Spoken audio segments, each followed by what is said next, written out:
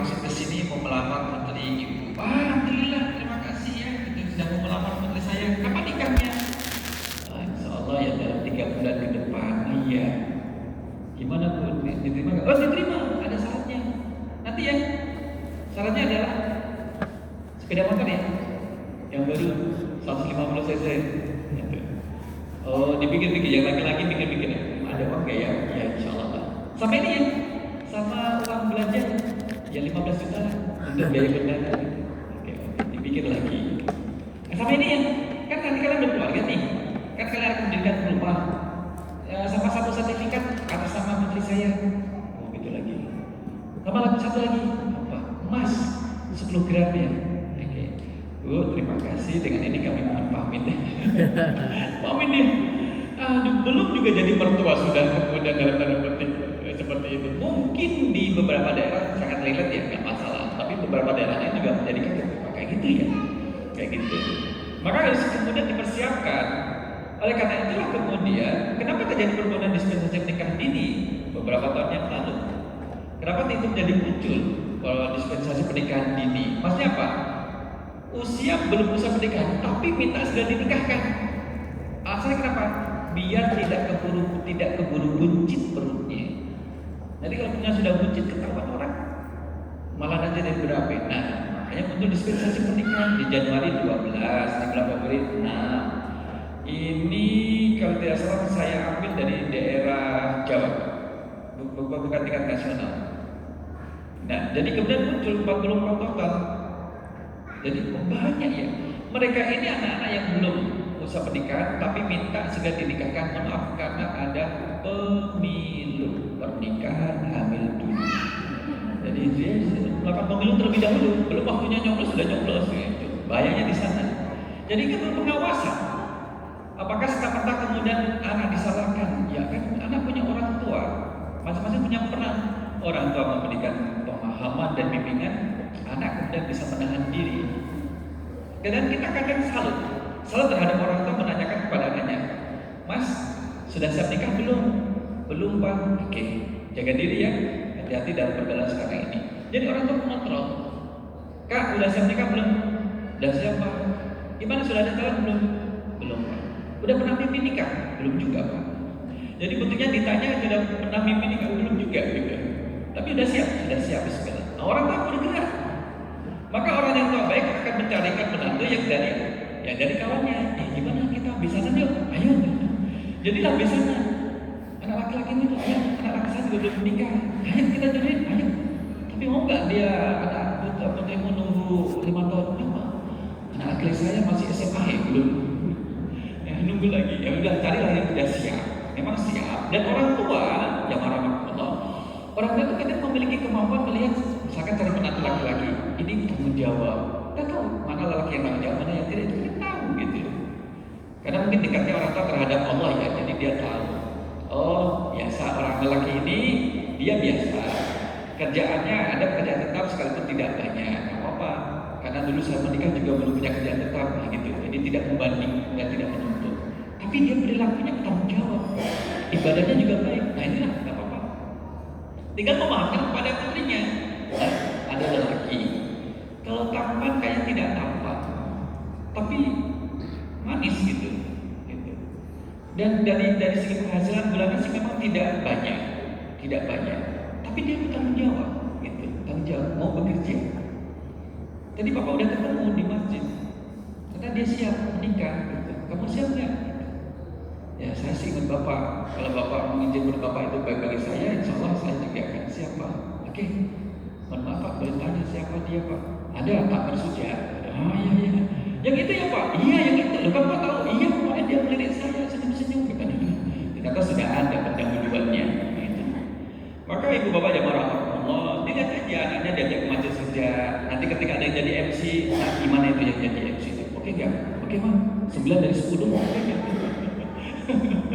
Ditanya dan sebagainya. Nah inilah, ini yang tidak kita inginkan dari keluarga ini. Misalkan hamil di luar nikah, rata-rata mengajukan dispensasi anak-anak usia 12 sampai 15 tahun untuk minta dinikahkan. Ya kan? Keburu hamil tadi. Rata-rata statusnya adalah pelajar. Sehingga orang tua memaksa anak menikah dengan cara pilihan mereka. Itu gimana? Daripada nanti kemudian gunting melahirkan gak jelas bapaknya. Nah ini kan sudah terlanjur kayak gitu. Mumpung dan kita tidak menginginkan itu terjadi ya. Ikhtiar orang tua adalah menjaga. Maka orang tua, profil orang tua, saya tuh pernah menyampaikan, berapa ya? 38%. 38% itu anak-anak kering dari profil ayah. Ayahnya, profil sang ayah itu kemudian figur ayah tidak hadir dalam kehidupan anak perempuan. Dia punya ayah, ya, tapi kemudian tidak hadir dalam kehidupannya. Artinya ayah ini tidak mempengaruhi anak-anak untuk jadi baik. Terkesan membiarkan. Serah mau keluar jam berapa, pulang jam berapa besar. Itu profil ayah nggak hadir namanya. Tapi profil ayah yang hadir adalah jam 9 malam ditelepon, Kak ada di mana? Di sini Pak, di sini. Pulang ya, sudah jam 9, Papa tunggu di rumah. Ya, itu profilnya hadir. Dari mana Pak sampai malam-malam? Ini Pak tadi terkom, jadi kayak gini kerja kelompok dan sebagainya. Lain kali kerja kelompoknya di rumah aja atau di rumah teman, biar nanti bisa saling kontrol. Nah, gitu. Itu profil ayah ada. Jadi kalau ada misalkan ada laki yang mendekati putrinya, ditanya, Mas, kamu kenapa mendekati putri saya? Kenapa kamu megang sepeda motor putri saya dari belakang? Mohon maaf Pak, saya kan tukang parkir, memang suka pegang motor dari belakang, tukang parkir. Oh iya. Ada orang kan juga gitu sigap gitu loh. Jadi sigap. Jadi akan kelihatan atas seleksi. Saya nggak berani sama kamu, bapak kamu galak, killer gitu. Ya udah berarti tidak menjadi profil menantu yang diharapkan gitu. Kamu kok nggak takut sama bapak saya? Ya, kenapa takut? Malah kasih kok kalau ngobrol masalah tafsir itu nyambung ya. Saya kan anak tafsir. IT, bukan IT, anak IT, ilmu tafsir, IT. Jadi tafsir. Oh, pantesan iya memang papa dulu SAG, sarjana agama gitu. Nah satu lagi dia gitu, kamu kok sering ngobrol sama bapak saya tentang bahasa Arab. Saya kan orang Arab, apa itu sastra Arab? Oh, ternyata dulu dia adalah ini mahasiswa sastra Arab. Jadi kemudian ada kalau itu aja orang selama orang yang baik maka diterima dalam keluarga juga dengan baik. Nah kemudian kita lihat di sini bahwa kan ada dampaknya antara misalkan baik internet, smartphone, kemudian media sosial. Ada dampak positif, ada dampak negatif. Tergantung kembali pada siapa yang menggunakannya. Jamnya mati ya. Allah, hampir saja kita kebelakang 7:30 soalnya. Di 5 menit lagi karena 35 kagak salah maghribnya gitu. Apa 3 40 lagi. Iya. Kita lihat sini. Ya tadi saya jam, tadi santai dah. Ternyata masih istiqomah dia. Nah ini sudah memiliki dampak. Kurikulum pembelajaran kita, orang tua yang kemudian lahir tahun 50-an, 60, 70-an, kalau kurikulumnya dipakai untuk mendidik anak yang lahir tahun 2010, 2010-an, 2000-an, kan harus direvisi dan diperbaiki. Harus diperbaiki. Bagaimana kemudian komunikasi antara orang tua dengan anak, tantangan semakin besar sehingga menjadi minim komunikasi antara anak dengan orang tua. Dulu kemudian saya masih ingat Bapak Ibu, saya punya kesukaan sama dengan Bapak almarhum, suka nonton film tinju Pak. Jadi kalau ada TV tinju itu, udah kami berdua dulu gitu, ayo pukul gitu. Nah, asiknya adalah jagonya Bapak, jago saya, jadi kami nggak bentrok gitu. Itu masih kecil, jadi diajak. Ini loh, ini laki-laki nih, laki-laki. Jadi nonton laki-laki gitu. Ya tentunya waktu itu masih mapres. Jadi bagaimana komunikasi dengan orang itu nyambung, karena dia tidak disukai dengan smartphone. Kita misalkan meniru salah satu keluarga yang ada di Salakan, komitmennya sekalipun anaknya sudah ada di Purwokerto, Purworejo, yang 4 jam dari sini Purworejo atau Purwokerto? Purworejo 4 jam dari sini. Yang satu di Jakarta, satu di Jogja. Tapi kemudian komitmennya setiap sholat subuh ada di online. Jadi satu grup WhatsApp itu bisa. Nanti kemudian satu juz dibagi bergilir. Selesai dengan ditutup dengan doa Al-Quran. Itu kan suatu komitmen. Sampai yang menggerakkan bapak. Profil ayah hadir. Profil ayah kemudian hadir. Satu keluarga di Kudus misalkan. Jadi kalau malam, ya anaknya dikumpulin ngaji, bapaknya ngajar tentang al-Islam, diajarkan. Nah itu nanti snack, ibunya kemudian masak hihamoheng, dihadirkan, pisang goreng dihadirkan, sambil belajar. Profil ayah hadir, sehingga kemudian menjadi keluarga yang bisa terkontrol. Ada masalah apa? Orang tua nggak bisa jawab, tadi tanyakan sama guru, ustadz yang lebih tahu. Nanti kita diskusi lagi. Karena sudah dewasa usia perkuliahan bisa diajak diskusi. Maka diberi kesempatan untuk menyampaikan gagasan, ide, kasih dia kesempatan untuk menyampaikan apa yang dia ketahui. Maka dengan banyaknya perkembangan teknologi ini, teknologi dan juga dampaknya, sehingga hilangnya interaksi sosial tatap muka. Orang dengan sibuk dengan dunianya. Ya, ayo kita bikin kurikulum yang kemudian bisa ngobrol bareng. Kami pun demikian. Kalau sudah makan ya sudah, apa yang ditutup gitu. Milih disimpan sendiri atau disimpan sama yang lain. Ya udah ngobrol. Selesai baru nanti pegang HP. Gitu. Waktu tidur udah HP disingkirkan. Nggak usah kemudian tidur dalam kondisi tidak sengaja. Kan banyak anak yang kemudian tidurnya tidak sengaja. Tidur tidak sengaja itu dan pegang HP ternyata tidur. Tidak disengaja malah tertidur. Nah sekarang disengaja. Posisi sudah cukup jam berapa waktunya tidur sudah dikondisikan. Profil ayah harus hadir. Maka dalam membina suatu kurikulum pendidikan keluarga, ayah sangat berperan. Apakah kemudian hanya ayah? Ya tidak hanya ayah, ada ibu. Kalau memiliki anak yang kemudian dewasa, kita libatkan. Kak, kamu kan anak pertama, bantu kami orang tua untuk mendidik adik-adikmu ya, ya Mak. Itu. Jadi kita memberi kesempatan juga, memberi kepercayaan untuk mendidik. Ya, maka bersyukur kalau misalkan Mas Mbak di sini ada yang menjadi anak pertama, itu besar harapan orang tua terhadap anak pertama. Ada bisa diandalkan, sehingga dikit-dikit memang anak pertama. Mbak bisa ditolong nggak ini adikmu? Dikit-dikit kalau ada apa-apa saya yang diundang diminta tolong. Ya karena kamu anak yang pertama. Itu pendidikan kasih sayang orang tua adalah besar terhadap anak yang pertama. Nah jangan sampai kemudian ketika berinteraksi dengan gadget jadinya keluarnya dalam bahasa yang kasar, kurangnya kesopanan. Lagi main gadget, Bu, ambilin air dong, itu di atas meja, ambilin sini sama minum. Ini udah haus nih, gadget dengan gadgetnya. Kan nggak sopan dong. Kita dengan adat ketimuran seperti itu tidak sopan. Nyuruh orang tuanya. Kemudian ini punya perilaku yang tidak tanggung jawab. Habis main, udah biarin aja. Habis tidur bangun, dibiarin aja, tidak dirapikan tempat tidurnya. Kak, rapikan tempat tidurmu. Nanti dipakai lagi. Rapikan tempat tidurmu. Kan kakak tidak harus main. Asalkan bisa, rapikan. Biar kelihatan rapi, belajar rapi. Jelaskan. Kamu yang pakai, kamu tanggung jawab. Jangan nyuruh orang lain tanggung jawab apa yang kamu lakukan. Kamu belajar tanggung jawab. Tapi di sana kan juga ada teman-teman saya yang kalau tidur juga dia nggak rapikan tempat tidurnya, nggak dimarahi sama mamanya. Selalu diingatkan, kamu harus disiplin. Maka penelitian dari Harvard University, pemuda-pemuda yang sukses di dunianya, di dunia bisnisnya itu ternyata ditelusuri sejak kecil dia itu memang suka merapikan tempat tidurnya. Jadi Bapak Ibu kalau misalkan melihat anak-anak yang sudah masih 3 tahun, 4 tahun sudah mulai dibiasakan. Jemur, mungkin kalau yang mulai dari misalkan ayo kakak adik yang pakai kotor taruh di tempat baju kotor. Nanti bapak akan cuci, jemur, kemudian terus karena masih kecil ya, jadi tidak perlu setrika atau kemudian setrika dan dilipat. Ini momen setrika, kamu yang melipat, latihan. Apapun bentuknya yang penting dia berkontribusi untuk melipat, dirapikan, taruh di tempat lemari sana, ditaruh. Itu kurikulum juga. Jadi kurikulum tidak selalu kemudian yang serius-serius, bahkan dari yang kecil, pembiasaan dari yang kecil. Ya, kalau mau masuk kamarnya papa mama, ketok pintu dulu, jangan langsung masuk aja, ya, ada pendidikan. Sampai kemudian di daerah Jepara ada satu keluarga tidak akan membangunkan orang tuanya di saat ada tamu yang mencari orang tuanya. Pak Kaji ada lagi istirahat, bisa dibangunkan nggak? Saya mau ketemu serius ini penting. Sudah ada janji belum? Nggak ada sih, mohon maaf, nggak bisa. Jadi kalau keluarga mengatakan demikian, kalau tidak ada janjinya, kecuali orang bilang nanti ada tamu Pak ini cari saya, kalau Bapak tidur nanti tolong dibangunkan ya. Nah baru nanti dibangunkan. Selama tidak ada janji tidak ada dibangunkan. Nunggu, silakan nunggu. Kapan Bapak bangun? Allah Pak. Dan tapi kan sudah ada, ya Bapak sudah sholat dan tidurnya setelah sholat. Ya.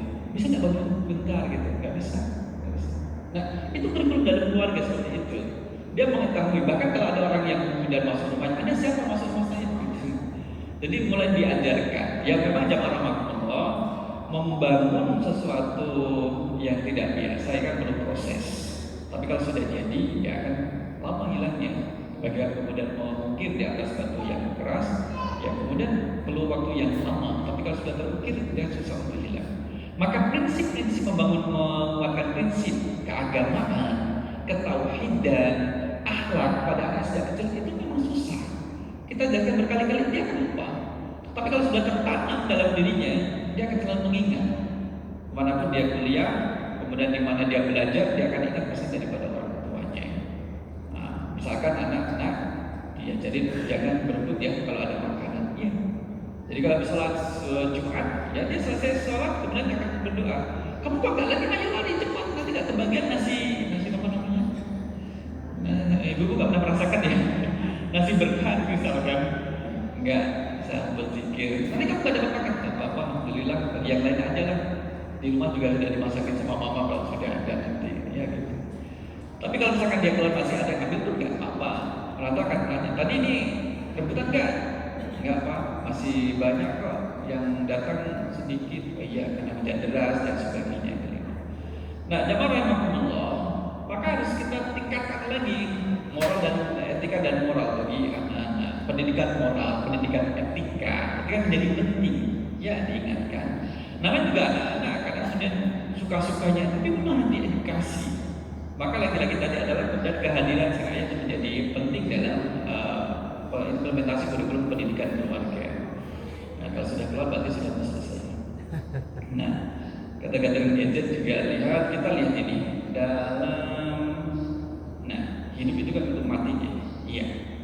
Dalam kehidupan itu ada teman sekitar. Bagaimana kemudian anak kita ajari juga. Ini api ini panas. Kalau terjadi seperti ini, langkah preventifnya apa? Penjagaannya apa? Jadi kemudian termasuk yang kemudian mengajari berenang itu jadi penting, benar menjadi itu. Maka kita tidak ingin misalkan ambil dulu jadi alasan mayoritas permohonan dispensasi, karena itu menjadi alasan. Kalau kita lihat, misalkan di slide berikutnya, slide ke belakang, ya, perlu pemahaman kehadiran guru, mu'allim, murabbi, ustadz dalam belajar dan memahami ilmu agama bagi sang anak atau bagi keluarga itu penting. Itu menjadi penting. Sama, orang tua juga menjadi murid bagi gurunya, gitu. Sehingga kemudian memiliki adab bagaimana kemudian sopan santun terhadap orang tua. Karena kita di Jawa, kalau lewat depan orang tua, permisi itu bilang permisi. Mungkin sekali-kali dan dua kali nggak akan dihiraukan semuanya. Tapi kalau kita latih, ya sudah ini. Maka tidak akan ada anak yang benar berani sama orang tua, berani sama guru. Masa guru dicekiri kayak gini?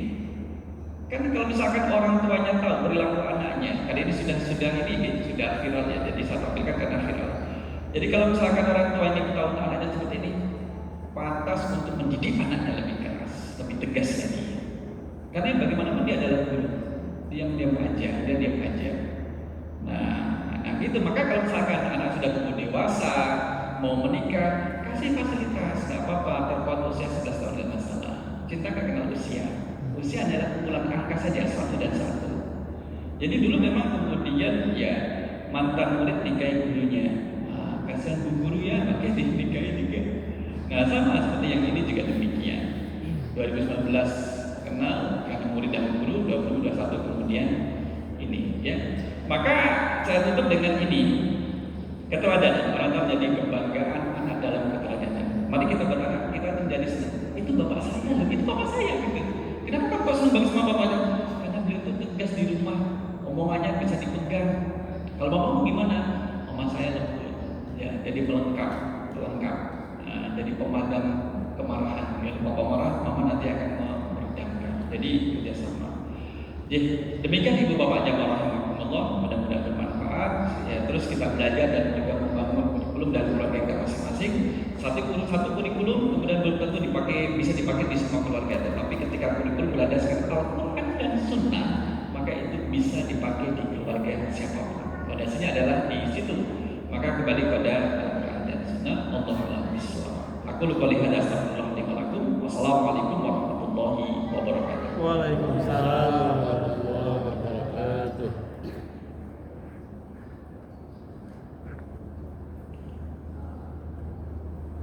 Panjangnya 17-an. Panjangnya 17-an. Cakung.